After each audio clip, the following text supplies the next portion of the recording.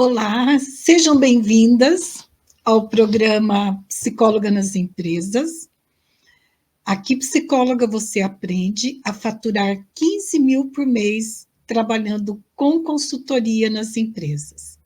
Eu sou Ana Silvia, sou psicóloga, mentora e consultora organizacional, e o tema de hoje é psicóloga consultora, qual é o seu papel? Ok? Veja, quando nós falamos desse tema, por que é importante, né, falar desse tema? Porque eu não sei se isso acontece com você, colega psicóloga, mas comigo já aconteceu muito e às vezes ainda acontece.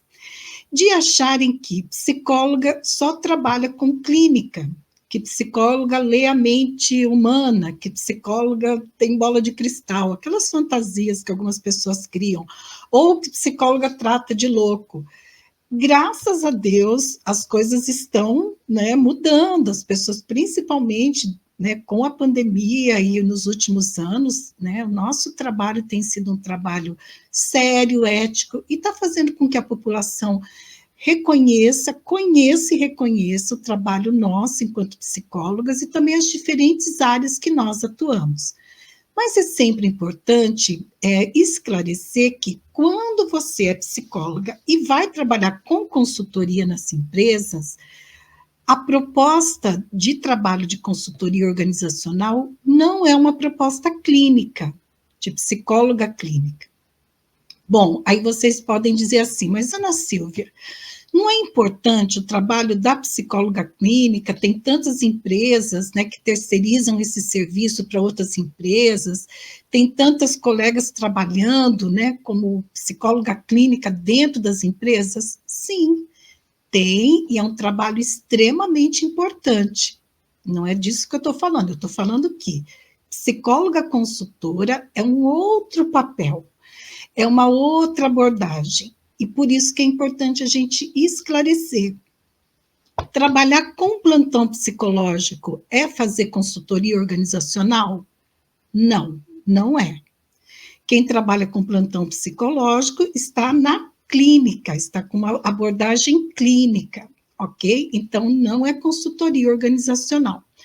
Quem trabalha com psicoterapia dentro das organizações é consultor organizacional? Também não. Quem trabalha com terapia em grupo dentro das organizações? Também não. Por quê? Porque são abordagens clínicas. Quando nós falamos, denominamos consultoria organizacional, psicóloga consultora, nós estamos falando de um outro papel que não é uma abordagem clínica.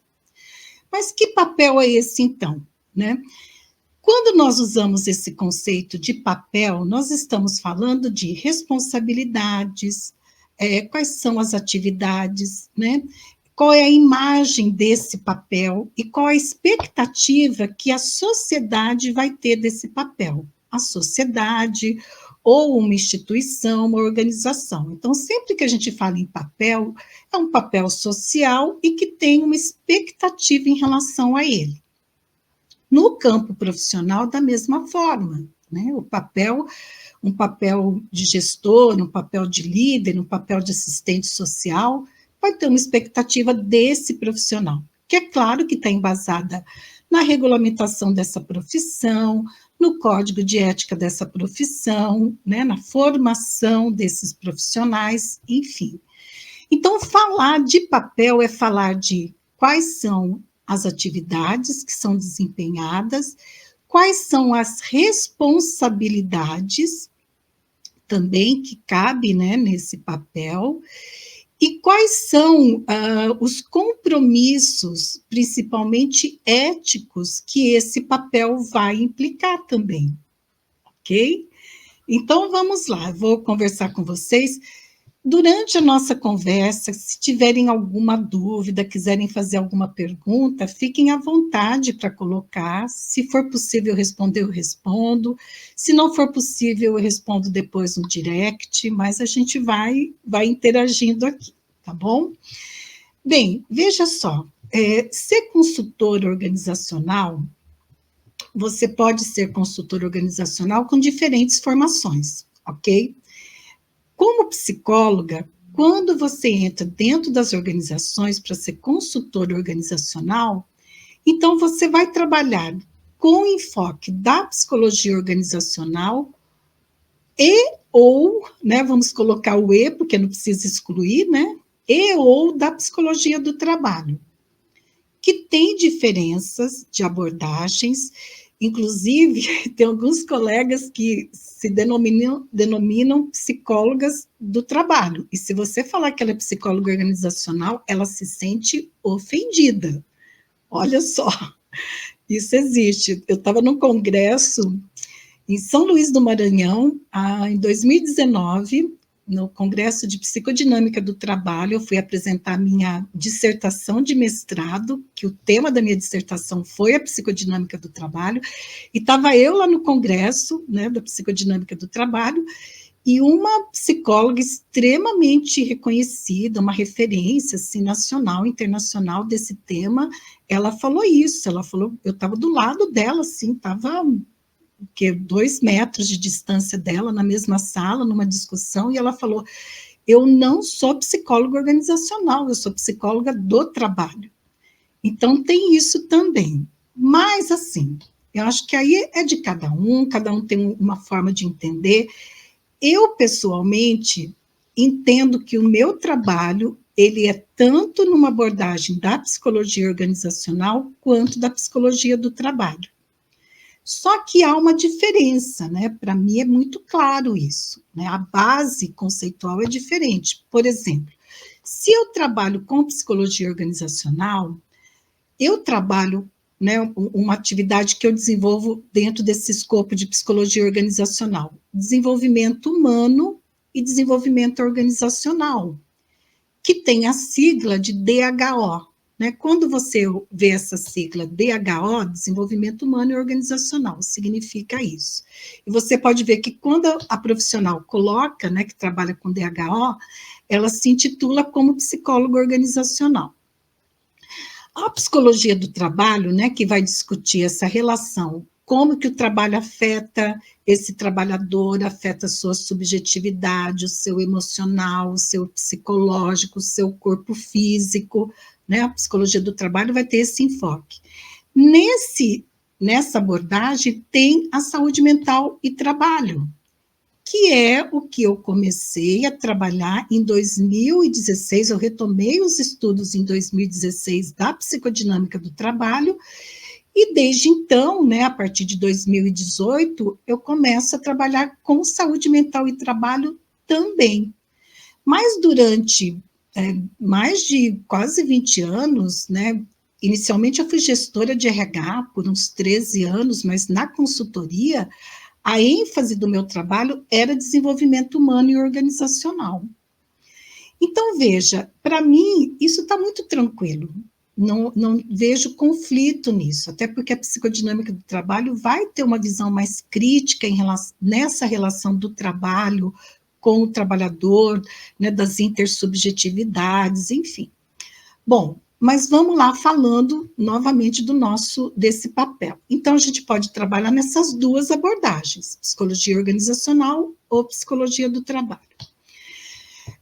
A palavra consultora vem de consultare, do latim, que significa dar opinião, pedir conselho, né? Na verdade, é pedir conselho, né? Então, quando você assume um papel de consultora organizacional, o que a empresa vai demandar de você?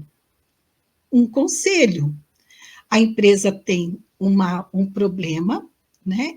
Essa primeira parte de um processo de consultoria, que é um problema, e que a empresa precisa solucionar aquele problema, e aí problemas de diferentes aspectos, mas sempre relacionados ao comportamento humano, ao ser humano. Né? Se ela tem um problema, por exemplo, no sistema elétrico, ela vai procurar provavelmente um engenheiro, né, elétrico, engenheiro que vai trabalhar com isso. Se ela tem um problema numa máquina eletrônica, vai procurar um engenheiro eletrônico, enfim.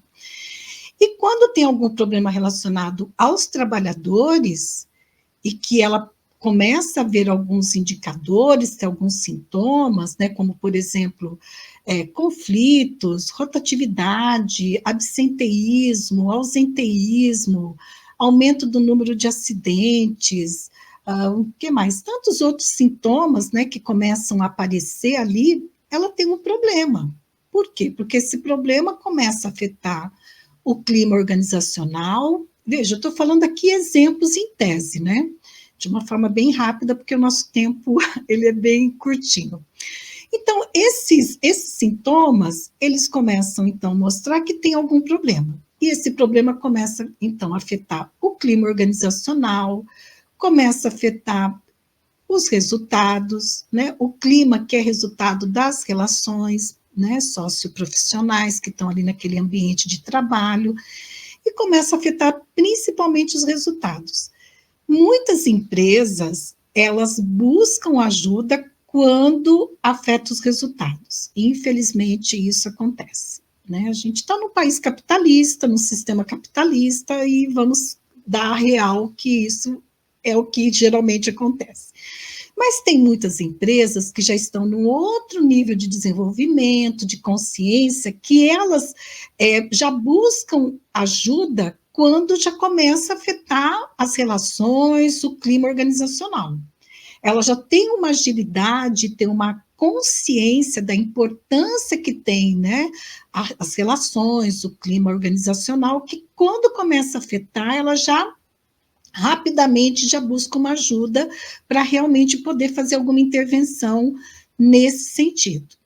Então, primeira parte de um processo de consultoria vai ser demandado para nós a resolução de um problema, né? A empresa traz um problema que ela precisa que seja resolvido. E aí é importante que, quando nós somos demandadas, né, para resolver algum problema, nós precisamos ficar bem atentas, isso é algo que eu gosto muito de bater nessa tecla, por quê? Porque nesses anos, né, mais de 15 anos, formando profissionais para trabalharem dentro das organizações com DHO, né, formando agora psicólogas para serem consultoras, né, eu observo que isso acontece às vezes, e é importante a gente ficar atento, que olha só, quando vem a demanda, é importante você ouvir, então, aquela escuta, né, ativa que nós somos treinadas, né, desde a nossa graduação. E se você trabalha com clínica, né, você tem essa escuta também muito apurada, né, ouvir qual que é a demanda que a empresa está trazendo, qual é a dor que a empresa está falando para você.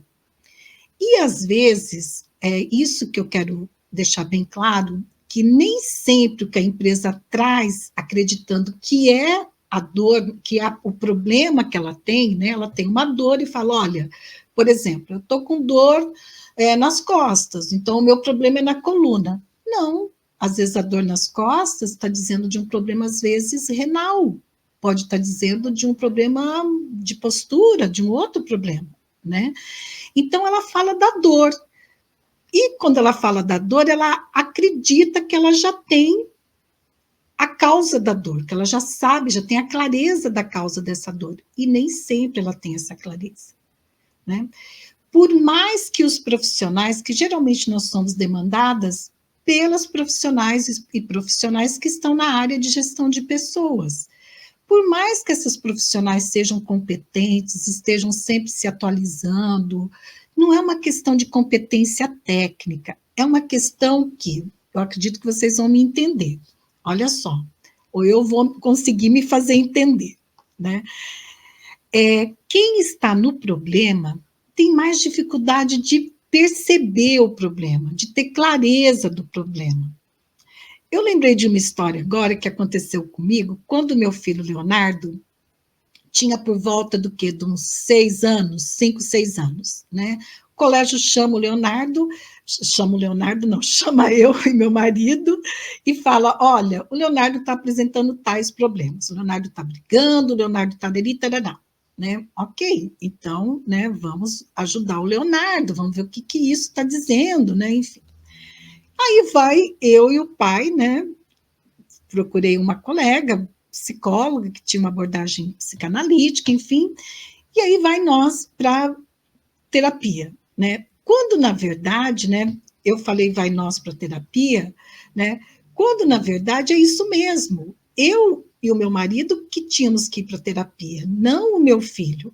Né? O meu filho só estava sofrendo, e sofrendo mesmo, porque acho que tem um sofrimento, né? Só era reflexo de algo que eu e meu marido tínhamos que ajustar no nosso relacionamento. Só que para a gente que está envolvido na situação, e veja, eu sendo psicóloga, né, eu não conseguia ter clareza disso, eu não conseguia perceber isso. Né? Claro que tem a ver com a maturidade também, tem a ver com outras questões, mas enfim, era o meu momento, o momento do meu marido. Da mesma forma, eu estou trazendo esse exemplo pessoal para dizer para vocês que, por mais que as profissionais sejam competentes tecnicamente, elas estão inseridas naquela cultura, naquele funcionamento daquela organização, daquele grupo, e a percepção delas, né, um termo que a gente costuma usar, essa percepção ela está contaminada, ela está alterada. Por quê?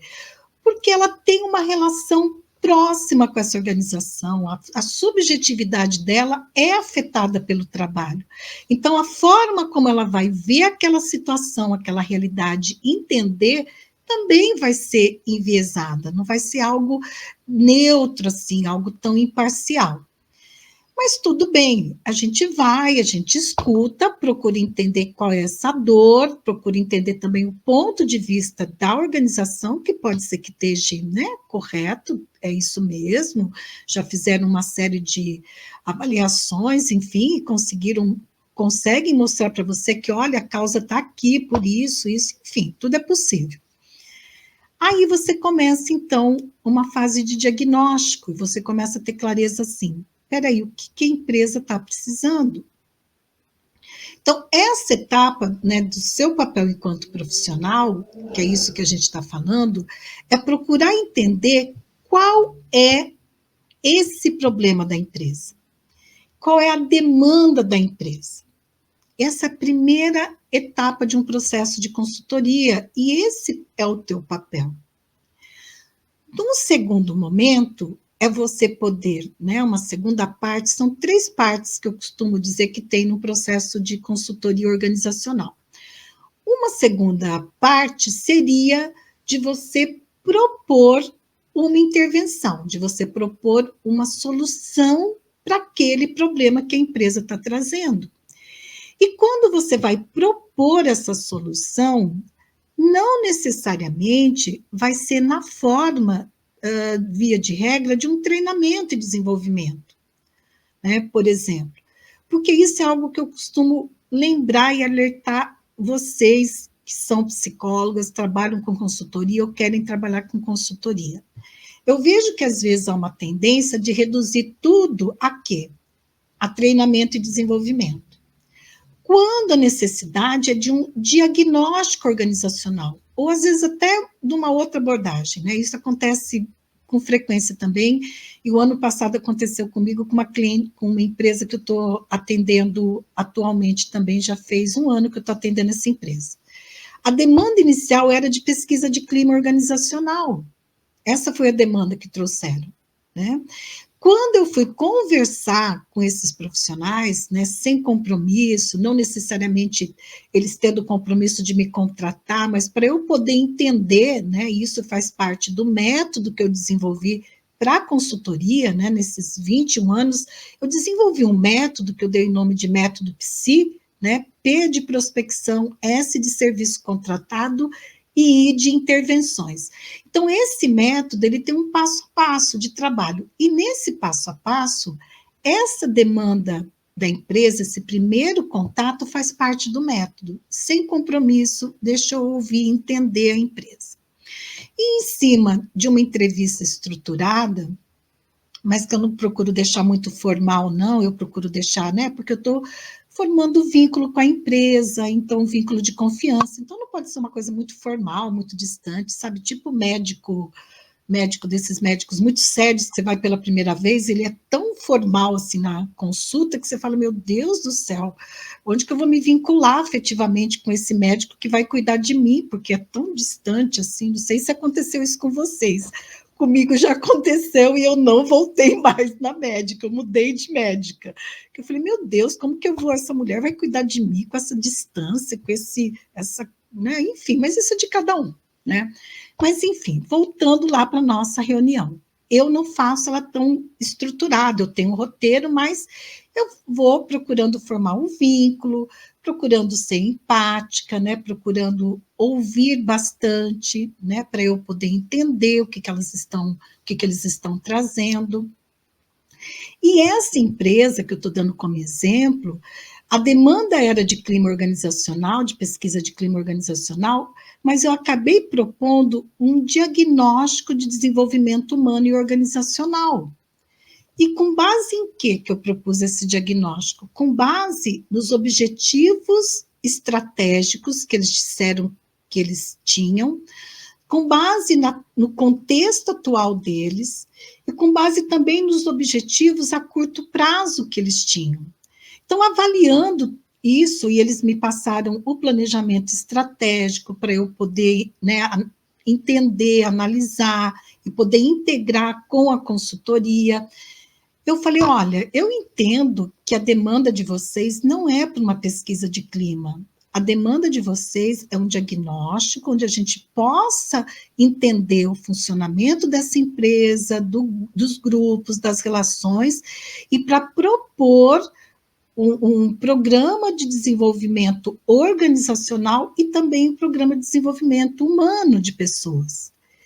E veja, foi extremamente importante, né? E eles, assim, eu fundamentei a proposta e eles aceitaram, eles nem discutiram, porque às vezes pode até, né, a empresa falar, não, não faz sentido, a gente quer realmente pesquisa de clima.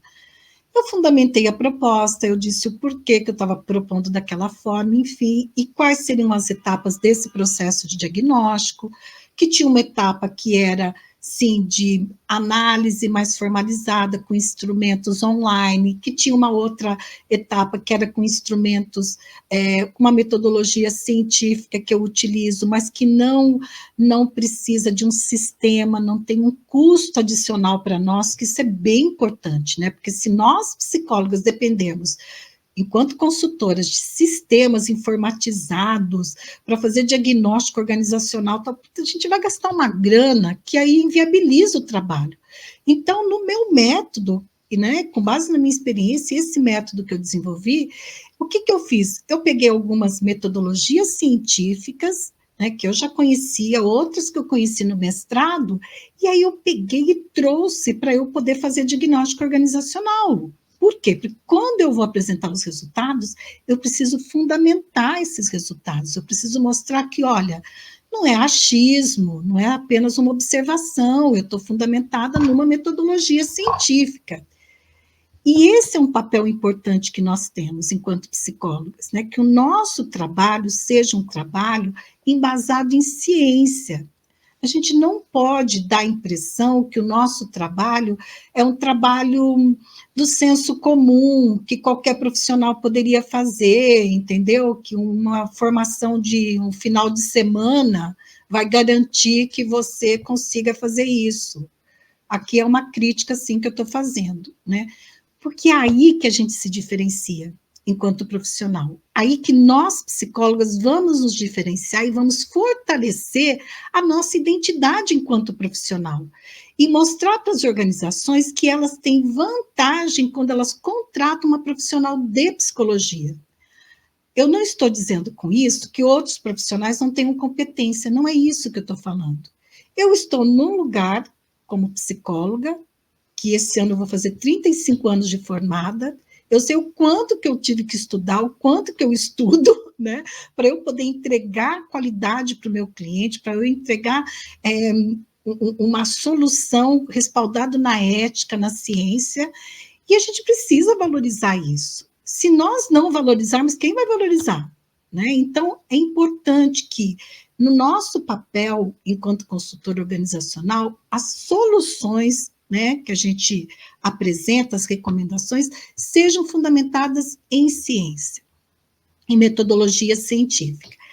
E aí a terceira e última etapa, né, do processo de consultoria, que implica também no nosso papel, é de propor intervenções. Então, tem o problema, eu entendi qual é o problema, eu propus uma intervenção para esse problema, e qual vai ser as recomendações para poder trabalhar com essas intervenções, com essa proposta que eu fiz para a organização. Aí é muito importante, eu entendo que para mim é até um aspecto ético, um posicionamento ético. Deixar claro para a empresa, eu sempre faço isso, que não necessariamente a empresa fez o diagnóstico comigo. A etapa de intervenções, mesmo que eu recomendo, olha, eu entendo que agora vocês têm o que fazer com base nesse diagnóstico organizacional, agora vocês devem fazer isso, isso, isso e isso, tá? É uma recomendação. Eles vão avaliar, né? Deixar a empresa à vontade para escolher se vai querer fazer com você ou com outro profissional. Em 100% dos casos, isso acontece comigo, eles acabam fazendo comigo. Por quê? Porque já fez um vínculo de confiança, porque já conheceu o trabalho, viu a qualidade do teu trabalho, ele já tem uma segurança na forma como você conduz o trabalho, mas é importante que eles tenham essa opção, que eles não fiquem refém do seu trabalho. E aí a gente está falando de uma característica bem importante no papel da psicóloga organizacional. Nós não temos poder de decisão. Quando nós quando nós exercemos o papel de consultora, nós vamos sugerir, propor, fundamentada, a gente fundamenta a nossa proposta, a gente diz o porquê que a gente entende que deve ser daquela forma e não de uma outra forma, né? Mas nós não vamos decidir, a decisão é do gestor, a decisão é da empresa. E vai ter momentos que a gente vai se frustrar? Vai, mas esse é um limite da nossa atuação e que a gente precisa ter clareza. E também nesse papel é importante que a gente tenha clareza, assim, que o vínculo que nós vamos estabelecer com a empresa precisa ser um vínculo afetivo, sim, mas tem que ser um vínculo que mantenha um distanciamento profissional. Por quê? Porque se a gente não tiver clareza desses limites também na relação, a gente corre o risco de repente, tornar amigos e amigas ali dentro, não que não possa ser, né, talvez concluído um trabalho, mas enquanto eu estou fazendo o trabalho, eu procuro manter um distanciamento. Mas veja, esse distanciamento não quer dizer que você vai ser indiferente, que você vai ser fria, desrespeitosa, não é isso. É aquele distanciamento necessário para você poder ajudar, é aquele distanciamento ético que é importante. Evita de sair para tomar chopp depois do expediente com o pessoal da empresa, evite de sair para ir no shopping com o pessoal da RH, mas elas são tão legais, tão queridas, tá, mas evita, deixa para fazer isso quando você encerrar o trabalho.